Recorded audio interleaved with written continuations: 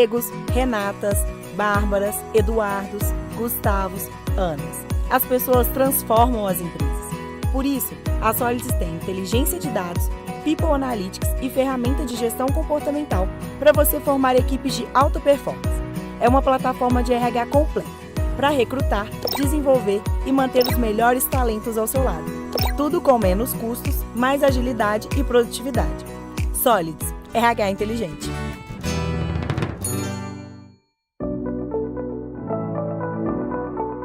Estar próximo nunca foi tão importante e a Qualicorp está cada vez mais presente, com soluções personalizadas para uma gestão eficiente dos benefícios da sua empresa, levando acesso a um plano de saúde de qualidade e sustentável. Isso acontece através de tecnologias desenvolvidas para a gestão da saúde e de dados, permitindo não apenas analisar o que já gerou impacto, mas entender padrões e riscos no futuro.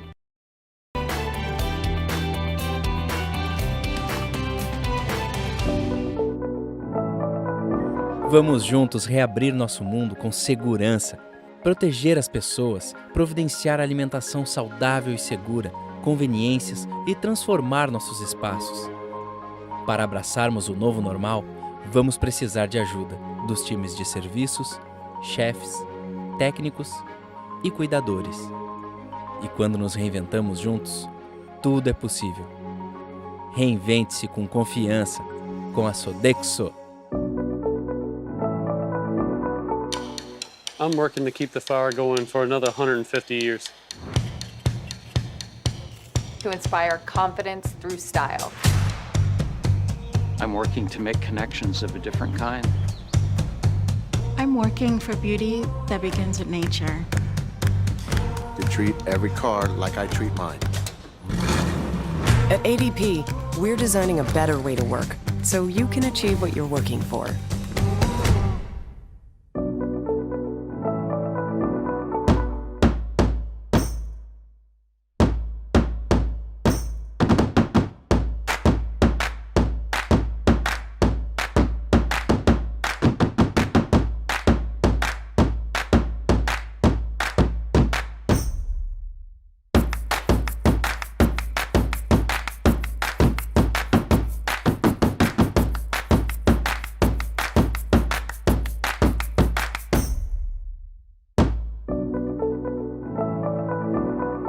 A solução de RH da TOTUS é a única ferramenta de RH vocacionada do mercado, atendendo a 12 segmentos de forma personalizada.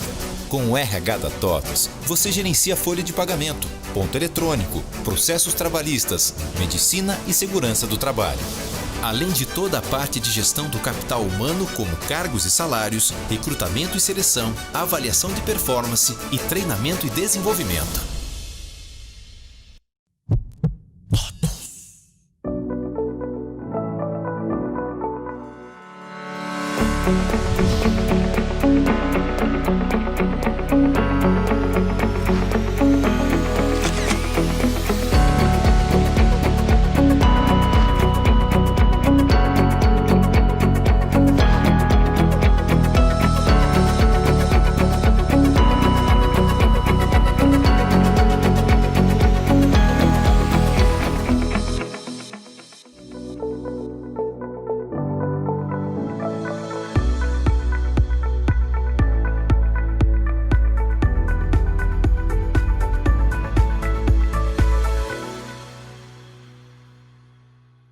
O nosso próximo tema é um tema tão importante para a experiência do funcionário, como também para o mundo em que vivemos.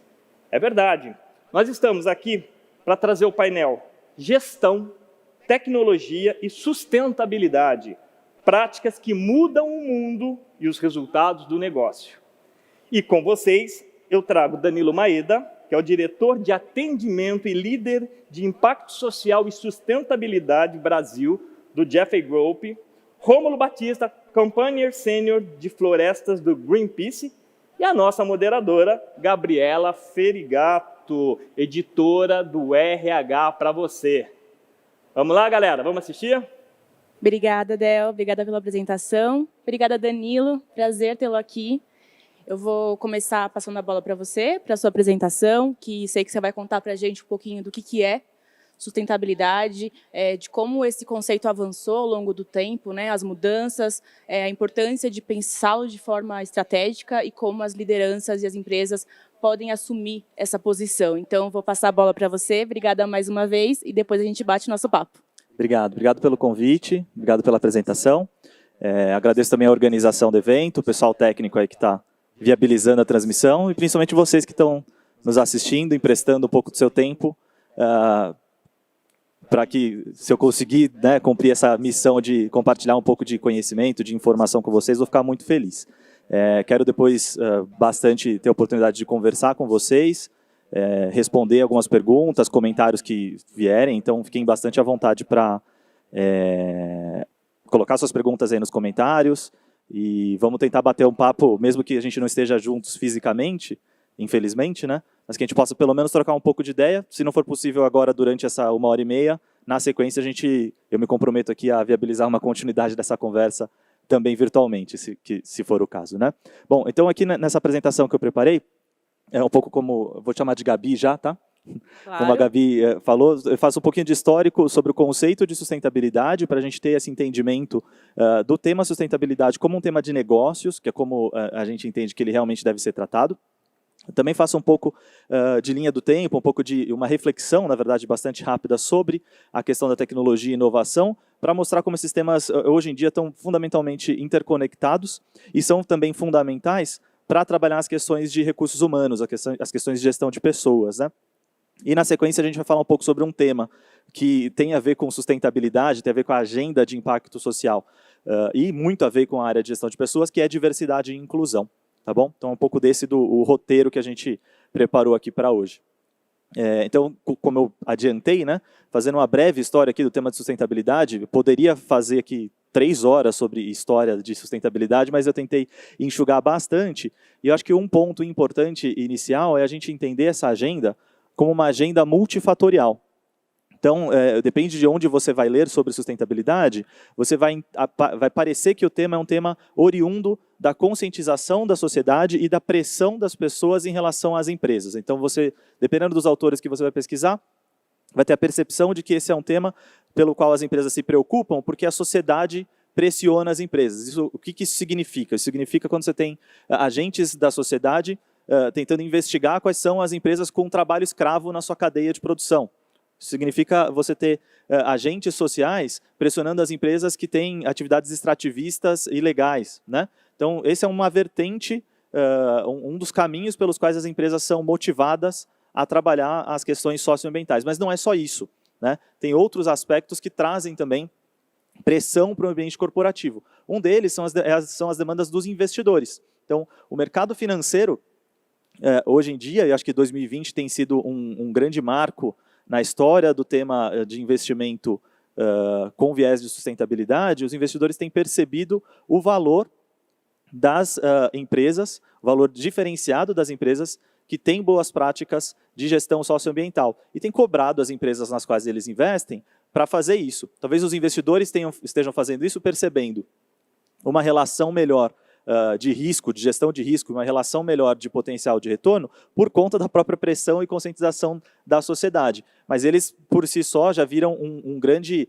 né, vetor de influência e de pressão em relação às empresas para a adoção da temática, não só da temática, mas de ações práticas em relação a temas socioambientais. Você também tem uma pressão que vem do regulador. Então, muitas vezes o governo impõe para as empresas regulações que as obrigam a caminhar nessa direção. E você tem uma outra pressão, uma outra vertente, que é a própria ação empresarial em si, né? Na medida em que agentes do mercado começam a caminhar numa direção, eles criam diferenciais competitivos e fazem com que os seus concorrentes, os seus pares, também comecem a se movimentar naquele mesmo sentido. E no fim do dia, quando a gente olha para o mundo real, o que a gente tem é uma integração entre todos esses fatores, né? Um fator é influenciado pelo outro e a agenda se acelera. Aqui eu vou aproveitar para fazer um parênteses, só para contextualizar e conceituar um pouco o que é essa agenda de desenvolvimento sustentável, né? Ela não é uma agenda como talvez lá atrás a gente tinha uma ideia dos abraçadores de árvore, né? Ela é uma agenda de fato integrada e de fato socioambiental. Então a gente tem pelo menos ali 3 pilares que a gente fala em sustentabilidade, né? Que é o ambiental, o social e o econômico. E que hoje em dia, como a gente já percebe, por exemplo, na agenda dos Objetivos do Desenvolvimento Sustentável, né, de 2015 na ONU, é como os temas estão interligados. Então, quando você afeta e tenta trabalhar um dos pilares, você tem efeitos colaterais, muitas vezes, em outros. Então, é preciso esse entendimento integrado sobre os temas e sobre os agentes que direcionam esses temas para que você consiga ter, de fato, um desenvolvimento igualitário e um desenvolvimento que respeite toda essa diversidade de temas que a gente precisa trabalhar, né? Quando a gente olha assim ao longo do tempo, tentei pegar aqui alguns marcos desde a década de 60 até hoje que mostram como que o tema evoluiu junto ao ambiente corporativo, tá? Estou olhando muito mais aqui para o mundo das empresas do que para o mundo da sociedade em geral. Talvez um grande marco do começo dessa agenda, da discussão da agenda socioambiental foi Primavera Silenciosa, lá em 1960, que trouxe um grande awareness, né, para a sociedade sobre as mudanças no clima, né, sobre como que, não só no clima, mas no meio ambiente, impactos da ação humana no meio ambiente. A gente tem, já pulei direto aqui para a década de 90, com o Canibais de Garfo e Faca, do John Elkington, que foi um marco, né, talvez, para a ação empresarial em relação à temática socioambiental. Nesse livro, a gente é apresentado ao conceito de triple bottom line, né, que é o conceito de que as empresas deveriam fazer a gestão não só olhando para o bottom line financeiro, não só olhando para o resultado econômico, mas também para o seu resultado e para o seu impacto social e ambiental. Isso se tornou um grande mantra dessa conceituação de triple bottom line, que, por exemplo, se desdobram conceitos como ESG, que a gente está ouvindo falar tanto agora, mais recentemente. Então, esse é um marco importante também na história do tema da sustentabilidade, né? A gente pula mais uns bons anos aí e olha para 2015, quando a gente tem o lançamento dos Objetivos de Desenvolvimento Sustentável, que são esses 17 temas que o mundo como, né, o mundo representado aí na ONU, né, os países, chegaram à conclusão de que a gente precisa trabalhar como humanidade para promover desenvolvimento para todas as pessoas, respeitando o ambiente que nós vivemos, porque afinal de contas a gente precisa dele para promover esse desenvolvimento.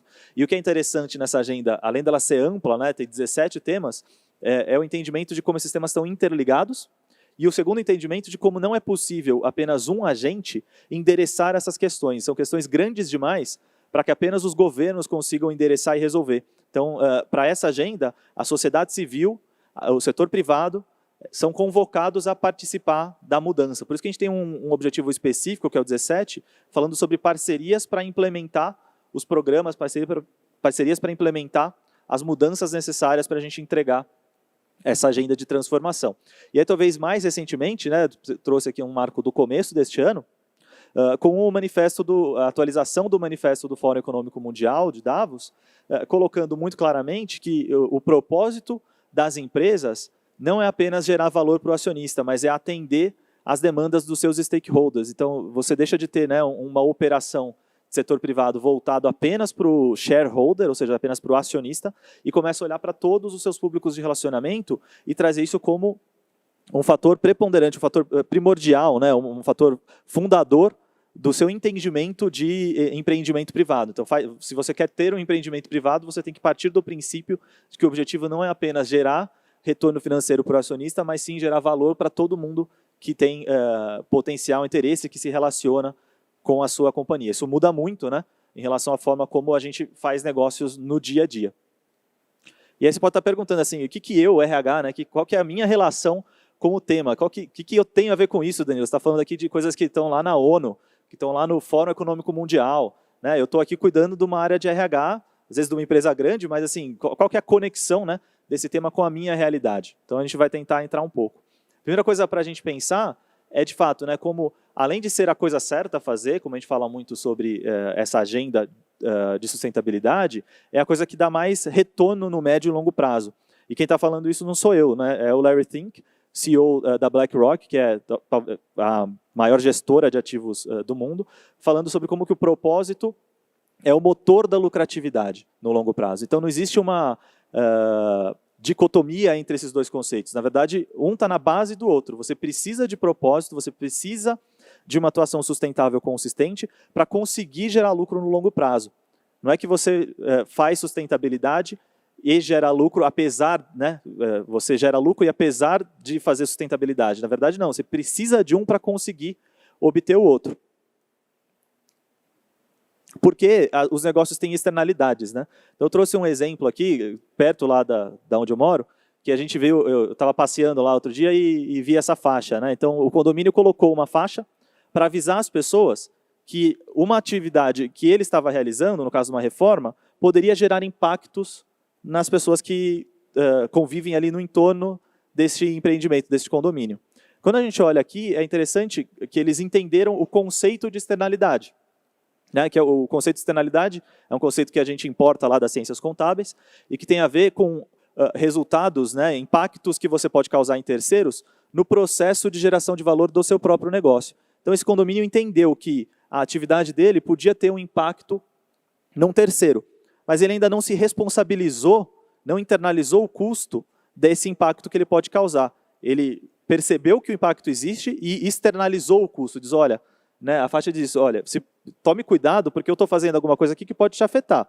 Mas como eu estou te avisando que é para você tomar cuidado, provavelmente eu não vou me responsabilizar pelos eventuais custos desse impacto que eu te causei. Né? Então, o próximo passo, que tem muito a ver com a forma como nós gerimos negócio, é a gente entender que é importante, é necessário a gente internalizar esse custo dos impactos que o nosso negócio causa.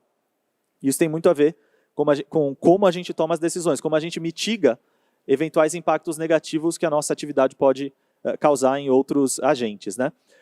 Eu acho que a pandemia foi um momento em que isso ficou muito claro, né? O potencial de gerar impactos positivos ou negativos que o setor privado tem. E aí eu acho que esse é um momento em que hoje isso é muito verdade, não tem mais como negar. A sociedade espera que os líderes verdadeiros assumam compromissos e colaborem para endereçar os nossos grandes desafios. Então talvez vocês estejam vivendo isso como gestão de pessoas nas suas empresas, essa expectativa da audiência interna dos colaboradores, querendo ouvir da empresa, né, querendo ouvir da liderança da empresa, qual que é o drive, o que a gente vai fazer para ajudar a endereçar essas grandes questões. Porque, no fim das contas, isso é uma realidade. Né? A gente pode, eu brinco, né, você pode até achar que a Terra é plana, isso não vai tornar ela menos redonda. Então é preciso a gente lidar com a realidade e aceitar os fatos como eles são e evoluir junto com eles. Né? Ou se para deixar essa coisa um pouco mais poética, né, e talvez até ousada aqui, citar uma frase que é atribuída ao Che Guevara num evento corporativo, que é a coisa de que você pode matar 1, 2, 3 rosas, mas você não pode deter a chegada da primavera. O que eu quero dizer com isso é que a primavera da conscientização das diversas audiências com as quais uma empresa se relaciona já chegou. E essa primavera que eu estou chamando aqui é a primavera da sustentabilidade e do impacto social. Então não tem como você virar as costas para esse movimento. Né? E não tem como você fazer, né, aqui um outro conceito super complexo que a gente desenvolveu, que é o paradoxo de Luís XIV, né? O Rei Sol, todo mundo já estudou na época de escola, né?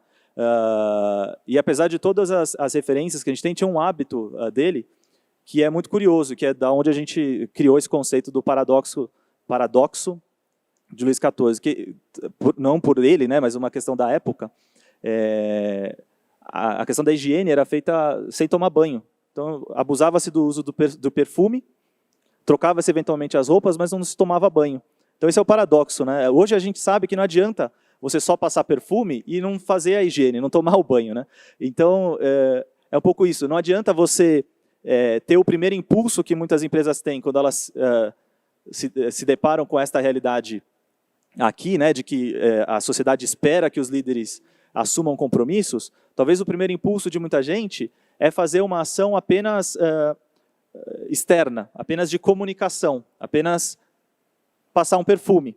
E quando a sociedade realmente quer que a gente tome um banho de verdade e faça uma mudança real, que a gente consiga, de fato, promover alguma transformação. E o grande ponto é que a sociedade tem como, eu estou falando de sociedade para chamar os diversos públicos com que a gente se relaciona, né? Todas essas pessoas têm como acessar o que está acontecendo no mundo real, né? Então, quando a gente comunica algo que não é consistente, vira um super teto de vidro, vira um risco ainda maior do que não fazer nada. É importante que as mudanças aconteçam de uma maneira consistente. Né? Que é exatamente o que eu estava falando, adiantei aqui um pouco, eu falei antes do slide, né? O primeiro impulso pode ser evitar a mudança e investir em mudança de percepção. Isso não vai funcionar. Né? E se você não acredita que isso não vai funcionar, tem um dado da Ipsos aqui mostrando como os brasileiros esperam que as empresas contribuam muito mais para a sociedade do que o que elas faziam no passado. E a grande questão é que elas têm como verificar se as empresas realmente estão fazendo essa transformação ou não. Uma das formas de verificar se isso está acontecendo na vida real ou não é acessando ferramentas de transparência em relação a relacionamento com colaboradores. Né? Então, tem várias plataformas hoje que permitem os colaboradores exporem as suas percepções em relação às marcas, e essa exposição fica pública. Né? Então, qualquer pessoa, qualquer agente que se relaciona com a sua marca pode ter contato com essa informação e desconstruir alguma percepção, alguma projeção de imagem que você está tentando fazer e que eventualmente não esteja bem sustentada no mundo real. Então, o resumo da história é esse, né? Investidores, clientes, funcionários, mídia, comunidades, todas as sociedades têm mudado as suas expectativas em relação às empresas. É como se um novo momento estivesse chegando quando a gente fala sobre comunicação e sobre relacionamento. Né? Eu tenho chamado isso de era da verdade, que é um momento em que a gente tem audiências hiperconectadas, todo mundo com acesso a ferramentas que viabilizam informação de uma maneira muito fácil e muito rápida, e com uma interconexão entre esses agentes. Então você precisa de muita consistência na sua mensagem, porque senão você não consegue sustentar uma construção de relacionamento no médio e longo prazo. Né? E aí a pergunta que fica diante dessa realidade é qual que é o nosso papel, né? Como é que a gente ressignifica a nossa atuação no dia a dia das empresas. Uma coisa importante para a gente pensar sobre isso é que a gente está vivendo hoje uma grande crise, né? Que é essa crise sanitária com a pandemia da Covid-19. E as próximas crises que nos esperam também são crises de sustentabilidade. Então a gente tem aí na esquina nos esperando a crise das mudanças climáticas, a crise dos refugiados do clima, a crise da desigualdade social no Brasil, que não está nos esperando, ela já está na nossa cara todos os dias. Então são crises que precisam ser trabalhadas com esse ponto de vista da integração das agendas. Se a gente tentar usar uma ferramenta só para resolver esses grandes problemas, a gente nunca vai conseguir dar vazão a eles. Né? Por isso que as soluções dependem de uma agenda conjunta. Né? Então, o objetivo 17 é fundamental para que a gente consiga endereçar essas questões. E aí é importante a gente lembrar lá do começo que os nossos colaboradores esperam que a gente participe disso. Né? Lógico que com uma ação do tamanho do que a sua empresa é capaz de fazer, mas não é mais uma opção você cruzar os braços e dizer que esse é um problema da sociedade ou esse é um problema dos governos. A expectativa é que você realmente assuma uma parte nessa agenda. Ou seja, nada é tão urgente quanto o longo prazo. Né? E isso eu acho que dentro das organizações é muito comum. Né? A gente tenta trazer discussões muitas vezes de longo prazo e elas são deixadas para um segundo momento, porque sempre tem alguma coisa mais urgente acontecendo. E eu acho que o que a gente vive hoje é isso. Né? O longo prazo é a coisa mais urgente que a gente tem que trabalhar. Nada merecia tanta importância, ser trabalhado com tanta pressa, até por assim dizer, do que o longo prazo. Porque conforme a gente vai postergando o longo prazo, chega uma hora que ele chega, né? E aí ele vem e dá um tapa na nossa cara, porque a gente não tratou dele no momento adequado. Então, isso é muito importante da gente tentar trazer e promover dentro das nossas organizações. E aí agora eu vou fazer um pause aqui, falei um pouco sobre a agenda de sustentabilidade, sobre o papel que é esperado das áreas de gestão de pessoas dentro das companhias, diante dessa agenda. Para fazer um pause nisso, espero que eu tenha conseguido convencer vocês nesses 20 minutos aí sobre a relevância da agenda do desenvolvimento sustentável dentro das organizações. E agora eu vou falar um pouquinho sobre o papel das ações de tecnologia e inovação para acelerar transformações, tanto do ponto de vista de negócio, quanto do ponto de vista, inclusive, das transformações necessárias para implementar essa agenda de impacto social. Tá? Eu acho que um bom ponto de partida é a gente olhar sobre como o mercado, né, a gente até fetichizou um pouco as Big Techs, né? Hoje elas têm um valor de mercado gigantesco, maior do que o mercado de ações de alguns países inteiros, como nesse exemplo aqui do Japão. E aí, quando a gente olha para esse movimento de mercado, o crescimento exponencial que essas empresas obtiveram em muito pouco tempo, todo mundo começa a pensar e refletir, né? Como é que isso aconteceu? Como é que essas empresas cresceram tão rápido? Como é que elas capturaram tanto valor? Como é que elas perceberam oportunidades de mercado e conseguiram se posicionar para aproveitar essas oportunidades? E o que a gente pode aprender com essas empresas, né? Aí o que a gente vê muita gente fazendo no mercado? Fala assim, a gente vai aprender com essas empresas e a gente vai fazer algo parecido com elas. E aí a gente tem um monte de escritórios se reformando para ficar assim, né? Então você tem um monte de transformação, de novo, na forma e não no conteúdo, né? Na área, na casca e não no que está por dentro da organização, né? Então, de novo, o paradoxo de Luís XIV aparecendo aqui, né? Você não incorpora uma cultura de inovação, você não incorpora uma cultura de disrupção ou de abertura para o novo, de abertura, de tolerância com novas ideias, mas você promove ali um espaço que talvez visualmente indique isso, né, para as pessoas. Então, não, agora a gente é inovador, agora a gente tem um puff, agora eu tenho, né, horários flexíveis, agora eu tenho home office, seja o que for. Então a gente adota algumas práticas, mas a gente não pensa na cultura em si, a gente não pensa no que realmente faz sentido, muitas vezes, e que pode realmente trazer valor e trazer transformação real para as companhias. Isso significa que eu estou aqui recomendando que a gente não reforme escritórios, que a gente não tenha espaços mais abertos, ou que a gente não tenha horários de trabalho mais flexíveis, ou locais de trabalho mais flexíveis? Claro que não. Tudo isso é importante, tudo isso gera valor para o colaborador, né? Ajuda bastante na jornada de engajamento, mas não é só isso, né? Não é com isso que a gente vai resolver o X da questão ali de ter uma cultura inovadora, ter uma cultura em que os colaboradores se sentem parte de algo maior, se sentem parte de um processo e trazem as suas melhores versões ali para o trabalho e contribuem, né, com a construção daquele ambiente em que elas estão inseridas. Para conseguir atingir isso, é preciso muito mais do que uma reforma arquitetônica ou de decoração, né? Você precisa, de fato, trabalhar na cultura, porque senão você cai de novo no paradoxo aí de Luís XIV, né? Então, quando a gente olha para esses dois aspectos, aí, a gente percebe como que sustentabilidade e inovação são fundamentais para a prosperidade das empresas, mesmo que a implementação seja, muitas vezes, problemática, né? E aí agora a gente entra no problema prático, né? Que é, como é que eu faço isso, então? Como é que, toda essa fala até agora muito conceitual que eu trouxe aqui para vocês, agora a gente começa a aterrizar um pouco e pensar, legal, no meu dia a dia, o que dá para fazer para eu fazer essas agendas avançarem, caminharem, e para eu promover alguma mudança aqui na organização em que eu estou trabalhando. Aí a gente traz aqui uma ferramenta que foi desenvolvida lá pela nossa consultoria, né? Então, na Jeffrey a gente é uma agência de comunicação de origem, temos mais de 25 anos no mercado e tal. Então, e aí, mais recentemente, a gente constituiu uma prática para fazer consultoria de sustentabilidade e impacto social. E aí, dos trabalhos que a gente começou fazendo foi a criação dessa metodologia, que é a jornada de criação de valor compartilhado. O que é essa jornada, né, que a gente chama de ciclo da sustentabilidade também? Quando a gente olha para o tema impacto social, a gente brinca até, né, na área de sustentabilidade que parece uma árvore de Natal, assim, em que cada pessoa que chega para o tema pega lá e pendura um enfeite novo, né? Então você olha para a quantidade de ferramentas que tem disponíveis no mercado para fazer sustentabilidade, é uma quantidade muito grande de ferramentas. E todas elas se apresentam como a grande solução para você ter uma empresa mais sustentável. É claro, né? Você cria a sua ferramenta, você apresenta o valor dessa ferramenta. Mas fica difícil para quem está dentro, muitas vezes, das organizações, entender qual é a ferramenta que melhor se aplica em cada momento ou em cada necessidade da organização. E aí, para tentar ajudar a dar um pouco de sentido, né, para essa diversidade de ferramentas, foi que a gente criou o ciclo da sustentabilidade.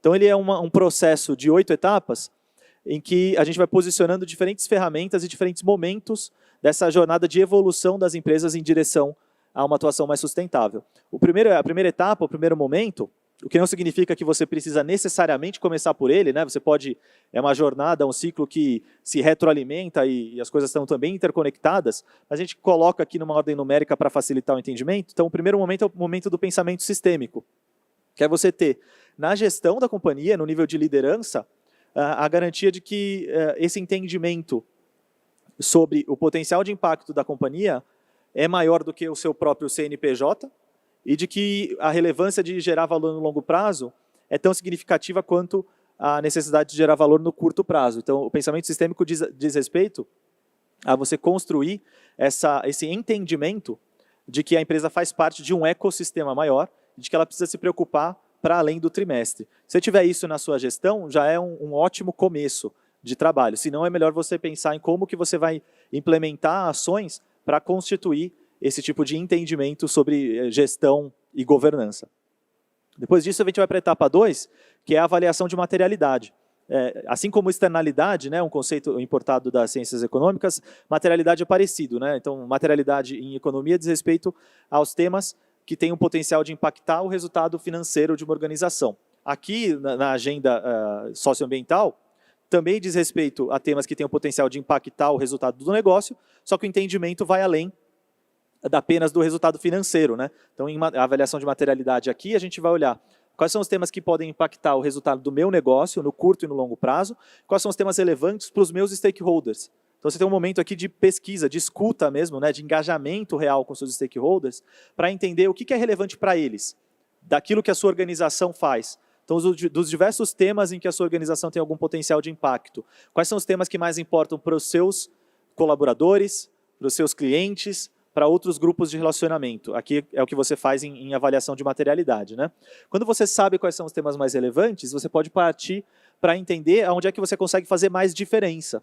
Então, lá em materialidade, a gente vai levantar, sei lá, uns 10, 15 temas por empresa, que são os temas mais relevantes, os temas que você precisa gerenciar para ter uma atuação sustentável. Provavelmente, dentro desses temas, além daqueles em que você tem os temas que são relevantes para o seu negócio, que é materialidade, dentro desses temas, vai ter alguns deles que são muito importantes para a sociedade. São temas que são muito importantes para os seus stakeholders. E, além disso, vai ter alguns deles que, além de serem relevantes para o seu negócio, fundamentais para a sociedade, também são temas em que você consegue fazer uma diferença maior, você consegue ter um potencial de impacto muito maior por conta da forma como a sua organização está estabelecida, por conta do seu modelo de negócios. Na etapa de foco e eficiência, o objetivo é você encontrar esse ponto ótimo aí, né? Essa interseção entre 3 pilares, que é onde você consegue realmente fazer a diferença e realmente adicionar valor para as suas audiências, para os seus públicos de relacionamento. Quando você tem isso muito claro, você vai para a etapa de melhoria de gestão e de processos. Né? Então, você começa a implementar mudanças, implementar transformações. Aqui entram, por exemplo, os programas de diversidade e inclusão, que são programas, é um tema tipicamente material dentro das empresas, porque é um tema que alavanca resultado em diferentes frentes das organizações, e que na etapa 4 aqui é quando a gente implementa, então, essas transformações. Tudo isso, como vocês devem ter percebido, está num eixo interno da organização. Né? A gente está olhando da porta para dentro até agora. Aí, a partir daí, a gente começa a olhar também da porta para fora. E começa a estabelecer, por exemplo, programas de engajamento com stakeholders. Então, quando você fez uma boa lição de casa, você consegue levar, né, os resultados dessa lição de casa para os seus stakeholders e mostrar para eles esses resultados, mostrar para eles que você está fazendo alguma diferença no mundo, assim, para ser bem superficial. Né? Além disso, você começa a criar oportunidades de construir programas de comunicação de marca, ou seja, de adicionar valor mesmo, né, de adicionar valor reputacional, valor de percepção, até de um posicionamento de employer branding, muitas vezes associados aqui a essas ativações de marca relacionadas à sua atuação na agenda de desenvolvimento sustentável. Você também pode, na medida em que a sua organização avança, apresenta bons resultados e começa a se diferenciar dos seus pares, a pensar em influência e liderança, que é você transformar práticas que muitas vezes eram diferenciais da sua companhia em práticas que são a regra, né, do jogo para todo mundo. Isso significa, eventualmente, até trabalhar com programas de advocacy, de public affairs, de relações governamentais para elevar a barra, né, regulatória para todo mundo que está em determinado mercado, mas também promover ações setoriais, promover ações de engajamento do seu segmento, dos seus concorrentes, né, de determinados setores, para que você consiga promover uma mudança mais sistêmica, porque o seu escopo, o seu poder de atuação sempre é limitado pelo tamanho da organização em que você está. Né? E, por fim, você tem os compromissos de longo prazo, que é você, como organização, garantir que esse processo de mudança iniciado nas outras etapas do processo se perenize, continue depois que, né, as pessoas envolvidas nesse kickoff inicial é redundante, né, mas que as pessoas envolvidas nesse começo, nesses projetos que dão início a uma jornada de transformação, quando elas saírem das companhias, esses processos possam continuar num processo mesmo de geração de valor no longo prazo. Então, os compromissos de longo prazo são importantes para isso. Tá? E aí tem, ao longo de cada etapa desse processo, você tem ferramentas específicas, você tem atividades que podem ser realizadas, né, iniciativas, metodologias, e tudo isso a gente fica depois à disposição para explorar melhor, caso vocês tenham interesse. Mas eu acho que essa visão geral de como fazer ajuda bastante você a entender em qual que é o momento da sua empresa. O que na minha empresa é mais necessário agora? Né? O que a gente está precisando para evoluir na nossa jornada de impacto social? De repente, olhando aqui para essas 8 etapas, te ajude a perceber quais são os seus pontos mais frágeis e, com isso, direcionar um pouco dos seus esforços. Né? E aí a gente escolheu aqui para aprofundar um pouco da agenda de diversidade, que, como eu falei para vocês, faz parte dessa jornada maior aí de diversidade, de sustentabilidade e impacto social. Né? Então, quando a gente fala de diversidade e inclusão, eu trouxe aqui uma agenda simplificada, né, de 4 etapas para orientar as organizações a fazer um processo de diversidade e inclusão. Aqui é importante fazer um disclaimer, né? Eu não sou exatamente a pessoa mais adequada para falar de diversidade e inclusão, porque eu sou basicamente um suco de privilégio, né? Sou um homem branco, com boa formação, tive acesso a boas escolas, apesar de não ter tido uma origem socioeconômica privilegiada. Além de tudo, eu sou cristão, casado, então, tudo que é um privilégio que alguém pode ter num mundo como o nosso, eu tenho. Né? Então, tentando deixar de lado esse suco de privilégios que eu represento, olhando aqui, tentando olhar de uma maneira bastante técnica, né, como consultor de negócios, esse seria um processo aqui que a gente considera como boas práticas para você implantar uma jornada de diversidade e inclusão, talvez com o primeiro passo entendendo que quem tem que ter protagonismo nessa agenda são as pessoas que estão muitas vezes excluídas ou que não têm acesso a privilégios como esses que eu exemplifiquei aqui usando o meu caso. Né? Então, é uma agenda aqui simplificada de 4 etapas que eu vou começar a detalhar um pouquinho agora para vocês. Tá? Ela começa com um trabalho de diagnóstico de práticas e avaliação de cultura, né? Então, quando a gente fala de diversidade e inclusão, a gente sempre usa essas duas palavras em conjunto, porque são conceitos complementares. Né? Diversidade diz respeito à demografia, diz respeito a você ter representatividade de diferentes tipos de pessoas, né, dentro da sua organização.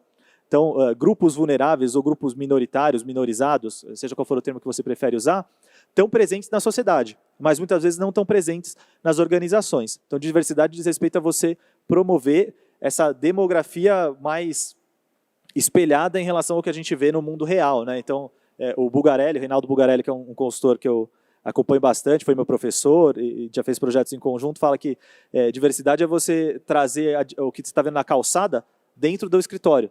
Né? Você anda na Paulista, você vê gente de todos os tipos. Mas quando você entra no escritório da Paulista, nem sempre você vê gente de todos os tipos. Isso vale também para Faria Lima, vale também para outros endereços famosos aí de corporativo. Né? Shukri Zaidan, vale para... E endereços fora de São Paulo também, tá, gente? Então, diversidade é isso. Inclusão é você não só trazer essa representatividade para dentro da companhia, mas você também ter um ambiente em que as pessoas se sintam à vontade para se expressar como realmente são. Tem um terceiro conceito que está sendo falado bastante agora, que é o conceito de pertencimento. Né? Então, se na inclusão a pessoa se sente à vontade para se expressar como ela realmente é, no pertencimento, ela, além disso, se sente, de fato, parte de algo maior. Né, eu acho que eu cheguei a mencionar um pouco desse entendimento em outro momento aqui da palestra. Então, o pertencimento diz respeito a você realmente se sentir parte de uma missão.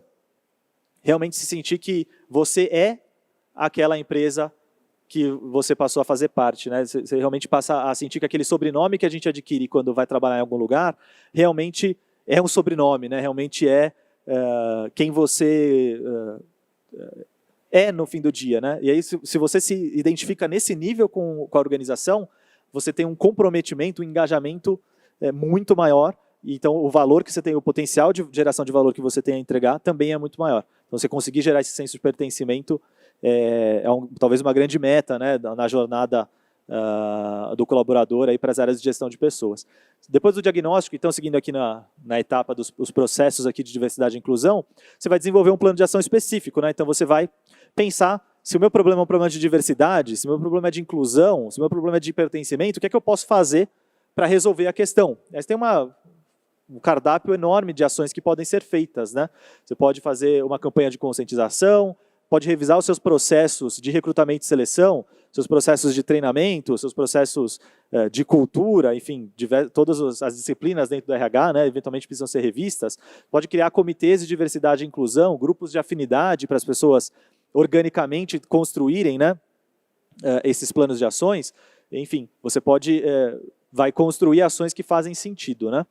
Tipicamente fazem sentido você ter ações de engajamento junto ao seu público interno, porque, né, muitas vezes o que a gente vê dentro das organizações é uma diversidade também de entendimento, de maturidade em relação ao tema. Então é preciso muitas vezes você passar uma conceituação básica do que é que a gente está falando para então conseguir avançar na agenda. Então isso pode ser importante. E aí você vai para a etapa 4, que é a implementação das atividades. Então, resumindo aqui, eu estou dentro do tempo, né? Acho que tem mais uns 5 minutos.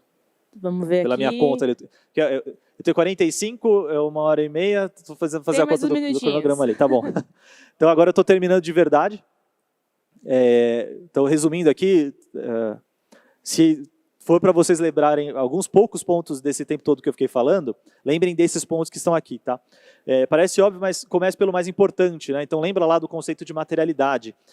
Começa avaliando onde é que você, como organização, tem mais impacto para os seus públicos de relacionamento.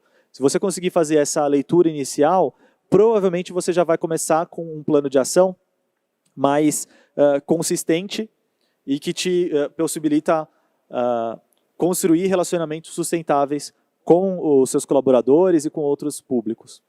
Esteja aberto ou aberta, né, de verdade a ouvir as ideias e criar juntos. Isso é fundamental num processo de inovação, por exemplo, né? Você não pode construir um processo de inovação sem estar aberto a ouvir ideias que sejam diferentes daquelas que estavam já no seu mindset inicial.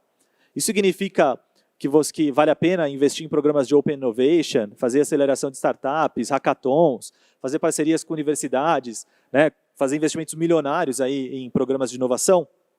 Sim, significa. Mas também significa coisas mais do dia a dia, como ouvir os seus funcionários, ouvir os clientes, dar espaço para que esses agentes, espaço não só, né, mas também ferramentas para que esses agentes possam construir junto contigo, né, a tal da cocriação. Precisa ser mais do que um termo que a gente usa nas frentes de comunicação e marketing, né? Precisa ser algo um pouco mais real nas organizações. Então, para isso acontecer de verdade, assim, as audiências estão ansiosas para co-criar com as empresas, mas a gente precisa oferecer ferramentas, oferecer espaço, oferecer um ambiente de cumplicidade, de liberdade para que isso se efetive. E lembre, né, sempre, diversidade é fundamental, ainda mais para a inovação. Então não adianta, né, você abrir as portas, derruba as baias da empresa, nenhum diretor mais tem sala, e você ter cara fechada, né? Então a porta está aberta, a cara está fechada, a pessoa não sente a vontade para se expressar, para trazer as suas ideias, você não vai construir um ambiente de construção coletiva, de inovação. É importante mesmo você ter a cultura, né, moldada para isso, né? O Peter Drucker, lá, o famoso consultor de empresas, falava isso, né, que a cultura come estratégia de café da manhã. Ou seja, quando você consegue moldar a cultura da organização, você consegue gerar mais resultados. E a estratégia, a implementação vem quase como consequência de uma cultura bem direcionada para essas transformações. Era isso, muito obrigado. Depois, se vocês quiserem explorar, tem mais material, eu também fico à disposição agora para as perguntas e depois para quem quiser bater papo. Muito obrigado, viu? Você deve ter acabado de ouvir o meu bate-papo no evento da RH Top Talks sobre gestão, tecnologia e sustentabilidade. Fico muito contente em poder continuar essa conversa aqui com vocês. Então eu vou responder algumas perguntas agora que eu recebi aqui da equipe do RH para você, tá bom? A primeira pergunta que eles me mandaram é sobre o termo sustentabilidade, né? Se ele ainda aparece, como ele ainda aparece muitas vezes relacionado às questões de meio ambiente apenas, ou se essa já é uma ideia que avançou nas organizações e que hoje se diz respeito também a outros pilares. E quais são, né, as variedades de sustentabilidade organizacional, então, caso esse seja um termo que já vai além do meio ambiente. Bom, então, respondendo à questão, eu acho que sim, definitivamente esse é um termo que já expandiu os seus horizontes. Então, hoje em dia, no ambiente organizacional, dentro das empresas, especialmente aquelas mais maduras em termos de gestão para a sustentabilidade, o entendimento é de que esse é um trabalho que vai muito além das questões ambientais, né? A gente tem lá, como eu falei na palestra, né, desde os anos 90, um entendimento do triple bottom line, ao menos, né, que é o entendimento da inter-relação entre resultados econômicos e financeiros com resultados e impactos ambientais e sociais.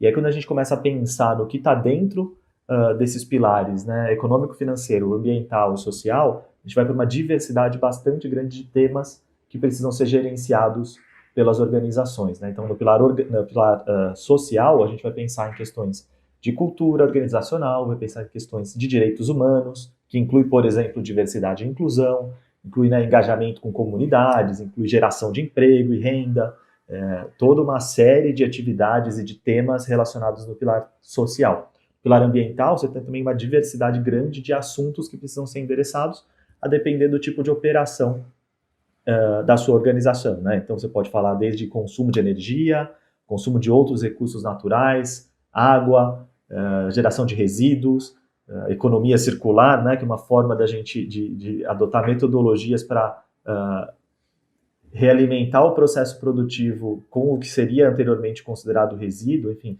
uma diversidade grande também de temáticas, de abordagens e ferramentas que podem ser trabalhadas no pilar ambiental.